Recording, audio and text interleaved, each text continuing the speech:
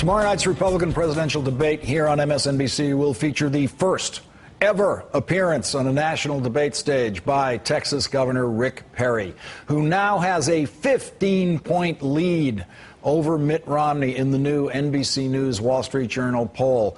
And he leads Romney by nearly 30 points among Tea Party members. Tomorrow will mark one of the few times Perry has taken part in a debate anywhere. Politico, which is partnering with NBC for tomorrow night's event, reports Perry has only participated in 4 debates during his decade as governor, and in his re-election campaign last year, he would only debate fellow Republicans, refusing to take on his Democratic challenger. Yesterday, Perry missed his first chance to share a stage with his rivals after withdrawing from a candidates forum in South Carolina to return to Texas, where wildfires have destroyed more than 1,000 homes. I'll be real honest with you, I'm not paying any attention to politics right now. There's plenty of time to take care of that. People's lives and their possessions are endangered. That's substantially more important. Perry made those comments yesterday. Today, with the largest wildfires still burning out of control near Austin and now being blamed for 2 deaths, Perry's spokespeople said that while the situation is fluid, Perry still plans to travel to California for tomorrow night's debate. Joining me now, Jim Hightower, editor of the Hightower Lowdown and a former Perry campaign opponent. Thanks for joining me tonight, Jim. Great to be with you, Lawrence. Thanks. So Rick Perry switched parties in 1990 at George W. Bush's urging. He ran against you for Texas Agriculture Commissioner. He won that race. Did he win it because of his great performance in your debate? Well, we had no debate that I recall, anyway. And in fact, my opponent at that time, 1990, was really not Rick Perry. It was Karl Rove, who's used his patented trash politics to come after me. Perry was the product of the chemical lobbyist in the state legislature. He was a Democrat at the time, and he carried legislation to take away the pesticide authority that I had exercised as Agriculture Commissioner of Texas. They did not succeed in that legislative fight, so Karl Rove, at the behest of Phil Gramm and the Republican Party generally, got Perry to switch parties to run against me.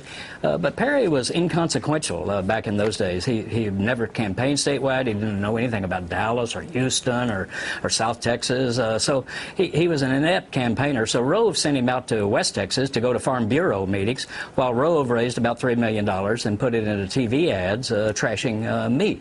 And it was those ads. My real opponent in that race was Karl Rove. Jim, what do we know about his debate style given his limited exposure to debating?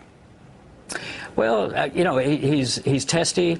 He's thin-skinned. You know, he's not particularly a nice guy. I don't think he's going to take well to a lot of this. But to me, I got to tell you, Lawrence, the issue isn't whether he can debate or not. The issue is what kind of governor has he been? Who might he be as president? Right now, a great example today. He comes flitting back here to Texas after being on the campaign trail 2 days after these fires are bursting out all over the state. And by the way, these fires are not an unanticipated consequence. In fact, Perry's own state officials say that they were inevitable. Inevitable not only because of the dry heat that we've been having, but also, and the high winds, but also because Perry, with his Republican supermajority in the legislature, managed to slash the budget of the volunteer fire departments in our state by 75% in the last legislative session. We don't have firefighters enough to come fight these fires. People's homes are burning down because of his failure to stand up, not today, not to come in here and do photo ops, but months ago, and indeed a couple of years ago, to fund our firefighting capability so that we could stand up to this.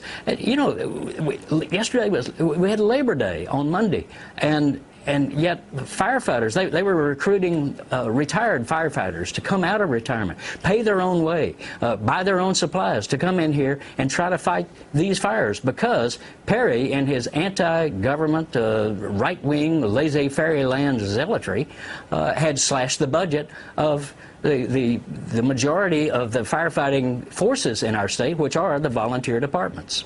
Jim, my bet on who's going to cause Perry the most trouble tomorrow night is his fellow Texan Ron Paul, who surely knows the most about him than any other candidates up there, and has nothing to lose. Ron Paul knows he's not going to be anyone's vice presidential choice, so he can just go in there and whack him. I mean, Ron Paul's going to be able to say, you know, back when I was supporting Reagan, Perry was working on Al Gore's first presidential campaign. He's got those kinds of shots that I think he's ready to take. Well, I think the main shots that we could take at Perry and Ron Paul or whoever is that he has been a complete corporate toady as governor of our state. I don't think this is anything that the Tea Party wants, a governor who takes corporate cash in exchange for doing corporate favors. And this guy has put the goober in gubernatorial in his 10 years as governor here. He has weakened our state. We're now down at the level of Mississippi, and the important difference is Mississippi is a poverty-stricken state. We are not. We're an extraordinarily rich state. Yet Perry stands up for the rich. George W. Bush, at least he campaigned as a compassionate conservative. Perry is saying, yeehaw, yeah, we take money from the corporate interests and serve them at the expense of the middle class and the poor folks. Get used to it. I can do for America what I've done for Texas. I got to tell you, that's no idle threat. Jim Hightower, columnist and author, thank you for your unique perspective on Mr. Perry tonight. Thank you very much, Jim. Thank you, Lawrence.